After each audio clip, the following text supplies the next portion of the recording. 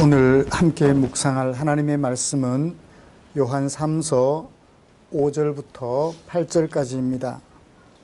사랑하는 자여, 네가 무엇이든지 형제 곧 나그네 된 자들에게 행하는 것은 신실한 일이니 그들이 교회 앞에서 너의 사랑을 증언하였느니라. 네가 하나님께 합당하게 그들을 전송하면 좋으리로다. 이는 그들이 주의 이름을 위하여 나가서 이방인에게 아무것도 받지 아니함이라. 그러므로 우리가 이 같은 자들을 영접하는 것이 마땅하니 이는 우리로 진리를 위하여 함께 일하는 자가 되게 하려 함이라. 아멘. 우리는 지난주에 사도 요한이 소개하는 한 사람에 대하여 살펴보았습니다. 그는 범사를 진리 안에서 행하는 사람이었지요. 진리 안에서 행한다면 늘 결과가 좋아야만 했을 것입니다. 그러나 그 사람은 진리 안에서 행함에도 불구하고 늘 좋은 결과를 얻지 못했습니다. 이런 사실을 안타까워한 요한은 그 사람을 위하여 기도하면서 영혼이 잘됨 같이, 네가 진리 안에서 행하는 것 같이 범사도 잘 되고 강건하기를 위하여 기도해 주었지요. 그의 이름은 가이오였습니다. 나는 기쁘다 라는 뜻을 가진 이름 가이오였습니다. 여러분, 우리는 지난 한 주간 동안 어떻게 생활하셨나요? 진리 안에서 생활하셨나요? 아니면 전통적인 가치관이나 남이 가르쳐준 대로 그렇게 생활하셨나요? 진리 안에서 생활하셨다면 그 결과는 어떠하던가요? 진리 안에서 생활하였기 때문에 제대로 인정받는 것이 마땅할 것입니다. 그러나 제대로 인정받지 못하여 안타까움을 느끼지는 않으셨나요? 내가 이렇게 살아서 뭐하지? 그렇게 갈등하지는 않으셨나요? 하나님을 대적하는 세상이라서 어쩌면 대접받지 못하는 것은, 인정받지 못하는 것은 당연할지도 모를 일입니다. 그럼에도 불구하고 우리가 해야 될 일은 진리 안에서 살아가는 것이지요. 남이 네가 나를 인정해 주지 못해도 우리는 그것이 진리에 합당한 생활이기 때문에 그렇게 살아가야 한다는 얘기입니다. 인정받고 또 대접받지 못할지라도 여전히 진리 안에서 생활하려는 우리를 위하여 하나님께서는 당신의 마음을 성경에 담아서 우리에게 남겨주셨지요. 오늘은 추수감사절입니다. 추수감사절을 앞에 놓고 무슨 설교를 할까 고민을 했어요. 우리가 하나님께로부터 받은 것 헤아려 봅시다. 그리고 그것을 감사합시다.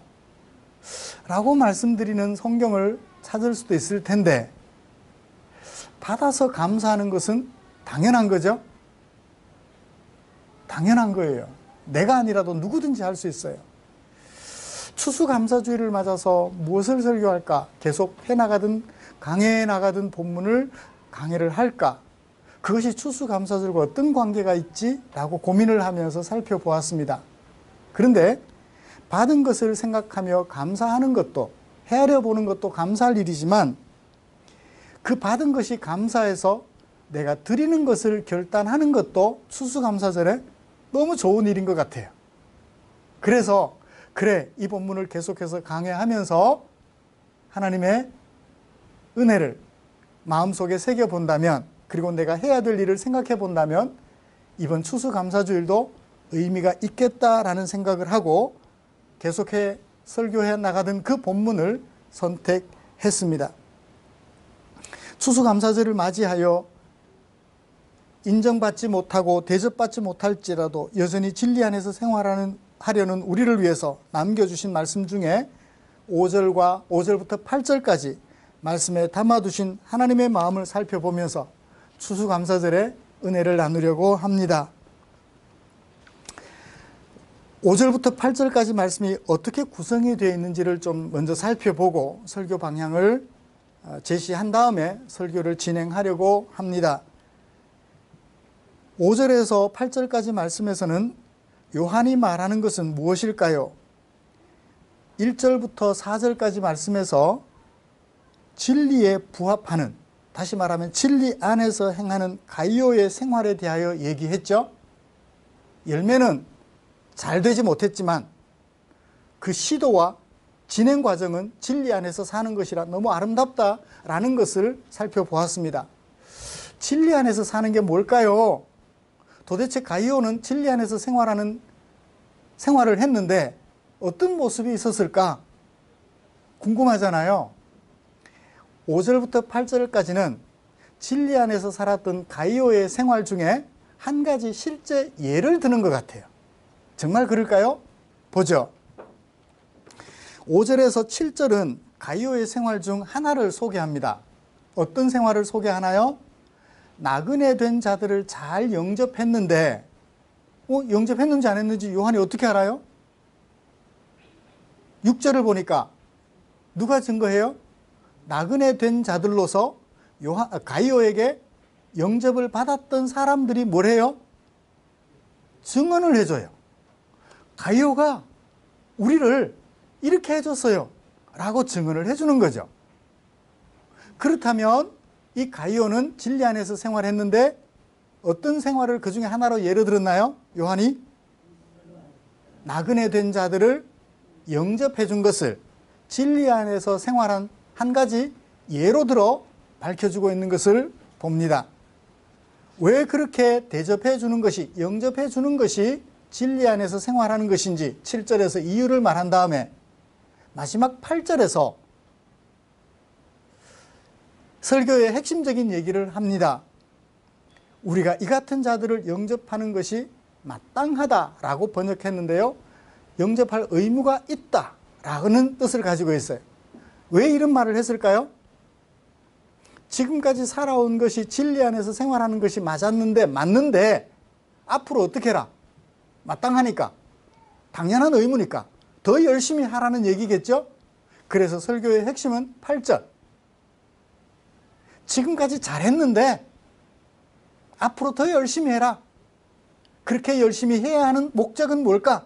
8절에서 마지막으로 설교해 주면서 설교를 마무리하고 있습니다. 그러니까 5절부터 7절까지는 설교를 위한 도입 문단이 될 거고 설교를 위한 준비가 될 거고 8절은 설교의 핵심이 된다고 볼 수 있겠습니다. 이런 말씀을 가지고 진리 안에서 생활하는 가이오의 이상적인 생활들 중에 한 가지 살펴보기를 원합니다. 그리고 그의 생활을 우리의 생활과 비추어 보면서 오늘 우리는 진리 안에서 어떤 것을 가이오가 했던 것과 비슷한 생활을 하고 있는지 점검해 보기를 원하고요. 그리고 이어서 요한이 이런 생활을 하는 가이오에게 독려하는 것, 그것을 살펴보면서 그리고 그 목적을 살펴보면서 오늘 설교를 진행해 갈까 합니다. 예수님을 믿어서 하나님의 백성이 된 그리스도인의 이상적인 생활, 한마디로 뭐라고요? 진리 안에서 생활하는 것이다. 예수님을 믿어서 하나님의 백성이 된 오늘 우리는 이상적인 생활을 해야 되는데 그 이상적인 생활이 한 문장으로 말하면 진리 안에서 생활하는 것이 되는 거예요. 가이오는 그런 삶을 살았습니다. 진리 안에서 사는 삶이 어떤 삶일까? 3절에서 이미 얘기를 했어요. 네가 진리를 진리 안에서 행한다. 이미 얘기를 한 바가 있습니다. 진리 안에서 사는 것은 어떤 거예요? 크게는 헌법, 기독교의 헌법, 10계명을 따라서 살아가는 것이고 더 작게는 그 헌법 10계명을 근거로 해서 여러 가지 생활 법률을 얘기한 율법, 하나님의 율법에 근거해서 살아가는 하나님의 백성으로서 마땅한 삶, 한마디로 뭐죠? 사랑이죠. 한마디로 하나님 사랑, 이웃 사랑의 삶을 잘 살았다는 것입니다. 가이오는 그런 삶을 살았어요. 5절부터 6절, 7절까지 말씀에서는 요한이 가이오의 그 진리 안에서 생활하는 생활 중에 한 가지를 실제 예로 들어 나타내주고 있습니다. 먼저 5절에서는 명제를 말합니다. 사실을 말해요. 뭐죠? 네가라고 번역했지만 사람이라고 번역해도 괜찮아요. 사람이 무엇이든지 형제, 곧 나그네 된 자들에게 행하는 것, 그것은 뭐다? 신실한 일이다. 신실한 일이라는 게 형용사예요. 신실하다라는 말은 형용사거든요. 상태를 나타내 주잖아요. 신실하다. 행동이나 존재를 말하지 않습니다. 동사는 내가 예배 드리러 예배당에 간다. 이게 동사예요. 나는 학생이다. 존재를 나타내니까 동사예요. 신실하다라는 말은 동사인 것 같지만 상태를 나타내니 형용사예요. 신실하다라는 말이 무슨 뜻일까요? 무엇을 형용해 줄까요? 믿음에 부합한다라는 말이에요. 내가 뭘 예수 그리스도를 믿고 있으면 그 예수 그리스도를 믿는 믿음에 부합한 것, 그게 뭐라고요? 신실하다라고 말하는 거예요. 아내로서 신실해요. 누구에게? 남편에게. 정조를 지키고 남편을 사랑하며 남편이 원하는 것을 알아서 찾아서 해주는 나의 아내는 신실한 아내입니다. 거꾸로 반대로 아내는 나의 남편은 신실한 남편입니다. 내게 대하여 온갖 사랑과 마음을 다 쏟아주는 믿음에 부합하는 그런 사람이다 라는 얘기가 신실하다라는 상태를 나타내 주는 것이죠. 그래요. 하나님의 백성 된 자들에게 신실한 일, 그게 뭐예요? 형제 곧 나그네 된 자들에게 행하는 것, 행한다라고 말을 했는데 행동한다라는 거예요. 행동한다. 그 행동을 뭐라고 말했나요? 6절에서 사랑이라는 명사로 나타내 보여주었어요. 어떤 행동을 해요? 사랑이 담긴 행동을 하는 거예요. 나그네 된 자들에게 사랑이 담긴 행동을 해주는 것, 그것은 예수 그리스도를 믿어 하나님의 백성 된 사람들로서 믿음에 부합한 행실이다라는 거죠. 이건 뭐 누가 해석해도 누구에게도 적용되는 그런 얘기예요. 명제라고 그러죠. 그런 거를. 정말 이런 명제에 부합하게 가이오는 생활을 했을까요? 6절을 봅시다. 그들이 증언했다. 무엇을? 너의 사랑을. 너의 사랑은 뭐죠?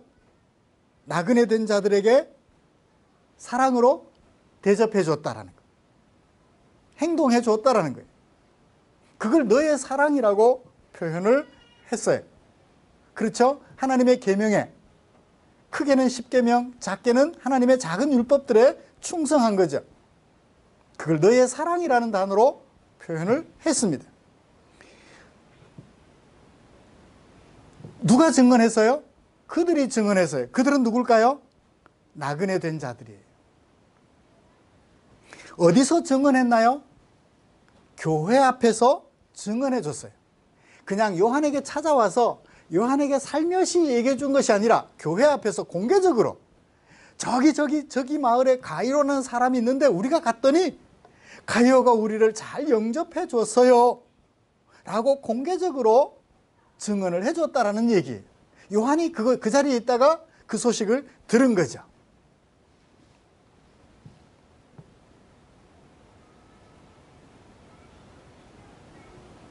네가 하나님께 합당하게 그들을 전송해 줬으니, 사랑을 또 다른 말로 뭐라고 표현했어요? 전송해 줬다. 전송해 줬으니 그것은 어떤 일이다? 좋은 일이다.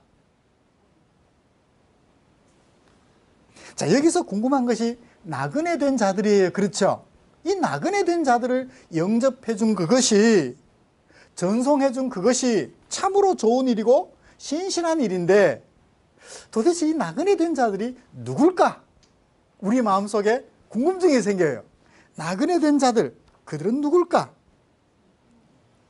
7절을 보실까요? 나그네 된 자들에 대한 소개를 해줍니다.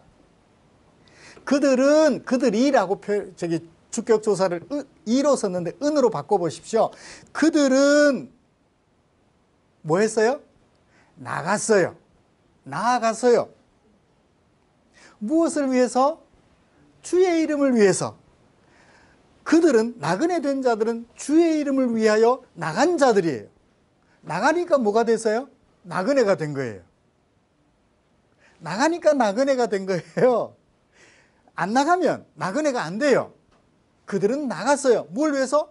주의 이름을 위하여서. 뭐 하면서 나갔어요? 누구에게 나갔어요? 이방인에게 나갔대요. 뭐 하면서 나갔어요? 아무것도 안 받고 나갔대요. 이게 무슨 말일까요? 이방인에게 주의 이름을 전하려고, 복음을 전하려고 나갔는데 그들에게 돈 받고 복음을 전하려고가 아니라 돈도 안 받고 돈 받을 생각 없이 그들에게 나가서 복음을 전하려고 나갔다라는, 그래서 그들이 뭐가 됐다? 나그네가 되었다라는 거예요. 돈 받을 걸 생각하고 나가면 나그네일까요? 아닐까요? 아니에요. 돈 받을 걸 생각하고 나갔다면 그건 나그네가 아니에요. 아무것도 받지 않고 나갔다. 무엇을 위해서? 오직 주의 이름을 위해서. 하루를 복음 전하고 내가 죽는 한이 있어도 주의 이름을 위하는 그것이 좋기 때문에 그걸 위해서 나갔다라는 거예요. 그들을 가리켜 뭐라고요? 나그네 된 자들이라고 말을 해요.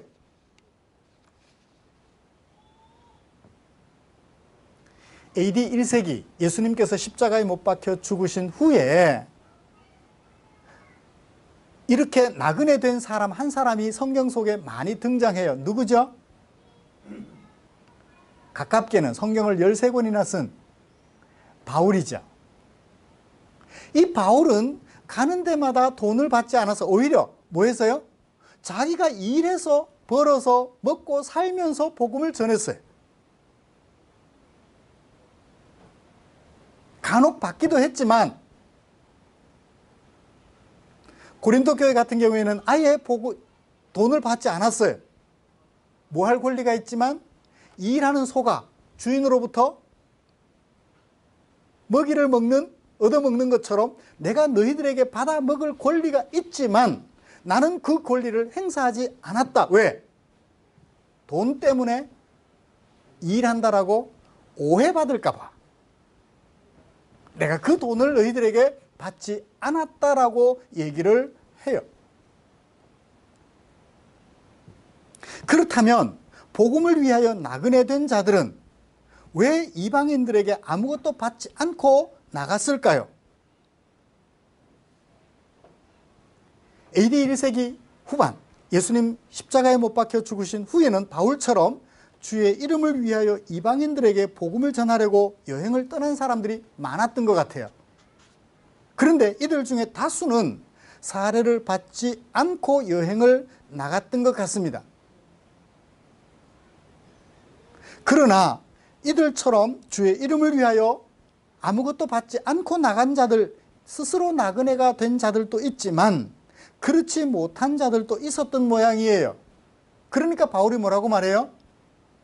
돈 때문에 저런 말을 하고 다닌다라는 얘기를 들을까 봐, 오해할까 봐, 오해를 받을까 싶어서 돈을 받지 않았다라고 말한 것으로 보아서 돈 때문에 그렇게 나간 사람들도 없잖아, 있었던 것 같아요. IVP 성경주석 신약편 요한서신서를 주석한 레온 모리스라는 목사님, 신학자가 그의 주석에서 이렇게 얘기를 했습니다. 초대교회 지침서인 디다케는, 초대교회 생활 지침서, 책 이름이 디다케예요. 이 디다케는 그와 같은 전도자가 다음 밤을 지낼 숙소에 도착할 수 있도록 양식을 주라고 디다케에 그렇게 기록이 되어 있대요. 나그네 된 자가 다음 밤을 지낼 숙소에 도착할 수 있도록 양식을 줘라. 왜냐하면 아무것도 없이 빈몸으로 나왔으니까. 빈몸으로 나가서 주의 이름을 전하니까. 그래서 양식을 주라고 말을 했어요. 그러면서 디다케는 만일 그 사람이 양식이 아니라 돈을 요청하거든 그 사람은 거짓 선지자다라고 덧붙이고 있다.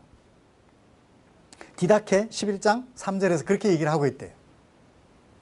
저는 디다케를 안 읽어봐서 모릅니다. 레온 모리스가 디다케 이야기를 가지고 와서 주석에 써놨으니까 제가 참고해서 알 수 있었어요. 양식을 구하지 않고 돈을 구하면 그것은 뭐다? 거짓 선지자다. 그 정도로 그런 사람들이 있었다는 얘기예요? 없었다는 얘기예요? 있었다는 얘기죠.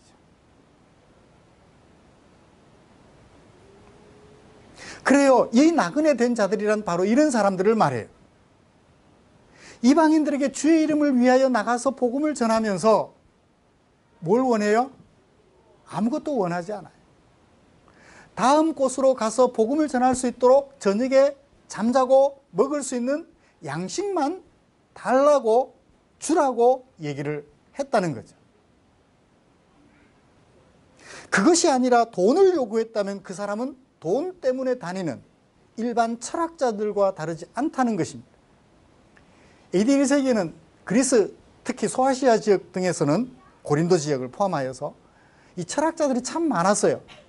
장날이 되면 시장에 나가서 자리를 펴고 앉아서 철학을 말합니다. 당시에는 헬라 철학은 이원론이기 때문에 성과 거룩한 것과 속된 것이 있어요. 구분이 돼요. 우리는 이 세속적인 세상에 살아가는데 거룩한 영적 세계로 진입하려면 깨달아야 된다는 거예요. 그 깨달음이 뭐냐? 영지주의라는 거예요. 영지주의라는 거예요. 철학을 알아야 된다는 거예요. 진리를 알아야 된다는 거예요. 도를 닦아야 된다라고 말하는 것과 비슷하죠. 그 진리를 알아야 된다라고 말을 하면서 자기가 나름 깨달은 것을 시장에 앉아서 좌판을 벌리고 얘기를 해요. 그러면 사람들이 지나가다가 저 사람 좋은 말 했네? 고맙다. 내 영혼을 깨끗하게 해줬으니까. 세속에 속한 내 영혼을 깨끗하게 해줘서 저 거룩한 세상에 들어가게 해줬으니까 고맙다. 뭘 던져요? 돈을 주고 가는 거예요. 복음 전하는 사람들 중에서도 그런 사람들이 있었나 봐요. 그 돈을 바라고 하는 사람들이 있었던 것 같습니다. 그런 사람들은 나그네에 들어가요? 안 들어가요? 안 들어가요.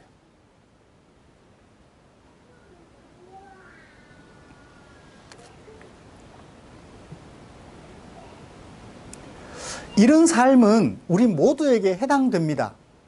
돈을 바라고 일을 하는 것과 주를 위하여 일을 하는 것. 이건 나그네 된 자들 모두에게 해당되는 거죠. 목사들에게, 오늘날 이걸 우리에게 이제 가져와 보죠. 목사들에게만 해당될까요? 우리 성도들도 똑같습니다. 저나 여러분이나 뭐한 사람들, 나그네 된 사람들이에요. 누구를 위하여? 주를 위하여. 돈을 받고자 주를 위하여 일하는 것이 아니라 오직 주를 위하여 일하다 보니 뭐가 주어져요? 양식이 주어지는 거예요. 가이오가 양식을 제공하는 사람이었다면 오늘날 우리에게는 누가? 하나님께서 누구를 통하여? 기업 경영하는 사람들을 통하여, 또는 땅이 우리가 수고한 대가로 우리에게 먹을 양식을 내주는 것이죠. 그런 면에서 우리 모두는 다 나그네 된 자들이에요. 이익을 위하여 살아가는 사람이 아니라 주를 위하여 살아가는 사람들이기 때문에 그러합니다. 그래서 돈을 벌기 위하여 직장을 다니면 예수 믿지 않는 사람과 똑같아요. 내가 받을 사례를 위하여 교회의 목사가 되었다고 한다면 불신자와 똑같아요. 복음을 전하다 보니 뭐가 생겨요? 양식이 공급되는 거예요. 직장에서 열심히 일을 하다 보니 사장님이 어떻게 해요? 내게 월급을 챙겨줘요. 생활할 수 있도록. 왜? 내일 또 와서 일을 해야 하니까. 내일 또 와서 일을 해야 하니까. 그렇다면 그 일은 누구의 일? 주의 일이죠. 오직 월급을 받기 위해서 일을 하면 그것은 주의 일이 아니라 나의 일이에요. 여러분 생각해 보십시오. 의사가 사람들의 생명을 살리는데 돈 되는 사람은 살려주고 돈 안 되는 사람은 치료 안 해줘요. 그런 의사 만나고 싶어요? 안 만나고 싶어요? 그거예요. 그거예요. 그런 면에서 우리 모두는 다 나그네 된 사람임을 알 수가 있습니다. 사랑하는 성도 여러분, 당시에는 주를 위하여 자발적으로 모든 사람들이 다 나그네가 되었어요. 어떤 사람들은 복음을 위하여 진짜 여행하는 여행자가 되기도 하고, 그리스도인들은 주를 위하여 사는 나그네 된 삶을 살았어요. 오늘 우리는 나그네 된 사람으로서 살아가나요? 아니면 정주민으로 이곳에서 마치 영원히 살 것처럼 그런 마음 가지고 살아가나요? 내 것 넓히고 내 것 많게 하고 오직 내 것을 넓히는데 목숨을 걸고 살아가나요? 주를 위하여 살아가나요? 나를 위하여 사는 삶과 주를 위하여 사는 삶은 분명히 다를 것입니다. 똑같이 돈을 벌어도요, 주를 위하여 돈을 버는 것과 나를 위하여 돈을 버는 것은 그 내면 속에서 분명히 차이가 있을 것입니다. 그건 누가 알아요? 내가 알죠. 월급 한 푼 더 받으려고 가스통을 갖다 놓고 불 붙일 준비를 하고 있다면 그건 분명히 돈을 위하여 하는 일이에요. 주를 위하여 하는 일이 아니에요. 그래요. 사랑하는 성도 여러분, 가이오는 이런 생활을 했던 것입니다. 내가 열심히 일을 했더니 주어진 월급이 있어요. 양식이 있었습니다. 그걸 가지고 어떻게 했나요? 나를 위해서만 써도 모자랄 텐데 나그네 된 자들이 내게 오니까 그들을 또 아낌없이 대접해 줬어요. 아낌없이 영접해주고 그들을 먹여주고 입혀주고 보내줬던 것입니다. 사랑하는 성도 여러분, 우리 이런 마음으로 주를 위해 사는 나그네들이 되시기를 주님의 이름으로 축원합니다. 누구처럼? 가이오처럼. 이 말씀을 준비하면서 제 자신을 잘 살펴보았습니다. 나는 교회로부터 받는 사례비 때문에 목회를 하고 있는가? 목회를 하다 보니 성도님들에게 하나님의 말씀을 잘 연구해서 잘 정리를 해서 나눠드리다 보니 우리 성도님들께서 내 생활을 돌봐주고 계시는가? 하나님의 뜻에 따라서 사례를 해주시는가? 제 자신의 양심은 여러분들이 모르잖아요. 여러분들은 몰라요. 저는 알죠. 점검하고 또 점검하고 제 자신을 채찍질하고 또 채찍질해 보았습니다. 여러분들은 직장에서 월급을 받기 위해서 일하나요? 주를 위해서 일하시나요? 주를 위해서 일하는 사람과 월급을 받기 위해서 일하는 사람은 일의 내용조차도 다르며 일의 방법도 다를 것입니다. 불법, 부당한 일이라도 돈을 위해서 일하는 사람이라면 감당할 거예요. 그런데 주를 위하여 일하는 사람이라면 불법, 부당한 일은 못하겠죠. 이중장부 기록하라면 못하겠죠. 갈등하겠죠. 안 하기도 하겠지만 해야 된다는 상황이면 갈등이라도 하겠죠. 그리스도인 된 표시잖아요. 예수 안 믿으면 갈등조차 할 필요가 없죠. 돈 되면 하면 되잖아요. 돈 되면. 자, 이런 얘기를 한 다음 가이오를 위하여 요한이 권면하고 있습니다. 8절 볼까요? 이것은 마땅하다. 뭐는 우리가 이 같은 자들을 영접하는 것은 우리가 의무를 가지고 있는 것이, 이런 의무를 가지고 있다라고 얘기를 하는 거예요. 마땅하다라는 말은 의무를 가지고 있다라는 뜻입니다. 여러분, 군대 가야 돼, 안 가야 돼? 우리나라는 의무예요. 이거 안 가면 안 돼요. 감옥 가요. 의무라는 것은 해도 되고 안 해도 되는 것이 아니라 안 하면 안 되는 거라는 얘기예요.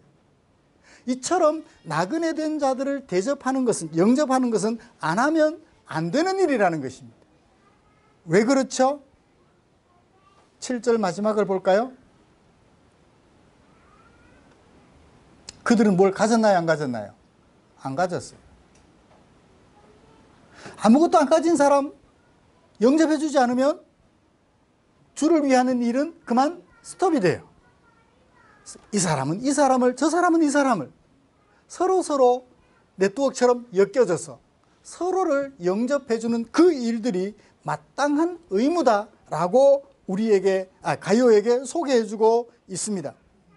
이런 말을 하는 이유는 뭘까요? 마땅하다라는 말은 요한이 가이오에게 이 말을 왜 했을까요? 이미 잘하고 있는데 마땅하다라는 말을 하는 이유는 더욱 그렇게 하라는 얘기겠죠. 왜 그렇게 하라고 권면하나요? 8절 마지막 목적은 뭔가요? 이는 이유인 것처럼 말했는데 목적을 말해요. 영어로 말하면 so that. 그래서 이렇게 되기 위하여 이렇게 해야 한다라고 말하고 있는 것입니다. 우리가 되게 하려 함이라. 현재 하고 있는데 더욱더 매진하게 하려 함이라. 가정법 현재 동사가 가지고 있는 특징인데요. 현재도 하고 있는데 앞으로 그렇게 될 거다라는 얘기예요. 뭐가 돼요? 진리를 위하여 함께 일하는 자. 이걸 이렇게 얘기를 하면 참 좋아요. 진리에게 협력하는 동력자가 되는 것이다. 진리는 누구죠? 예수님을 말해요. 그렇게 하는 것은 누구에게 협력하는 동력자? 예수님에게 동력하는 협력자가 되는 것이다. 예수님에게 협력하는 동력자가 되는 것이기 때문에 지금도 그렇게 하고 있고 앞으로도 그렇게 될 것이기 때문에 우리는 이 일을 마땅히 감당해야 한다라고 권면하고 있는 것입니다. 사랑하는 성도 여러분, 사실 앞에 한 얘기는 8절을 위하여 한 얘기들이에요. 지금 네가 참 잘하고 있는데 그렇게 하면 그건 뭐 하는 일이다? 주의 일에 진리, 예수님에게 협력하는 동력자가 되는 일이기 때문에 이 일을 더욱 열심히 해야 한다라고 말하기 위해서 지금 하고 있는 것을 예로 들어서 말했던 것입니다. 말씀을 마치겠습니다. 사랑하는 성도 여러분, 요한의 설교 기법이 참 기가 막혀요. 5절부터 7절까지는 동기부여예요. 네가 하고 있는 건 너무 좋다. 근데 그 일은 마땅하다. 진리에게 협력하는 동력자로서 마땅한 일이다 라고 말해줌으로써 더욱 그렇게 하도록 독려해주고 있습니다. 사랑하는 성도 여러분, 저도 요한의 마음과 같은 마음으로 여러분들에게 권합니다. 여러분들은 지금 잘하고 계세요. 너무 아름다워요.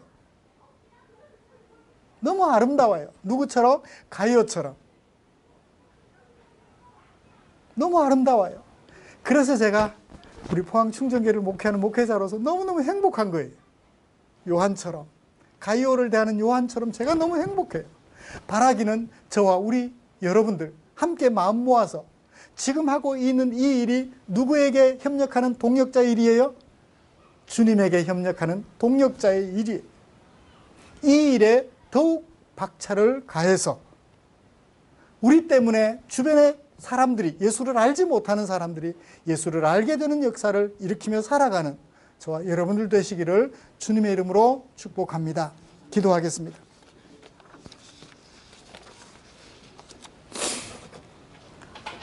고맙습니다, 주님.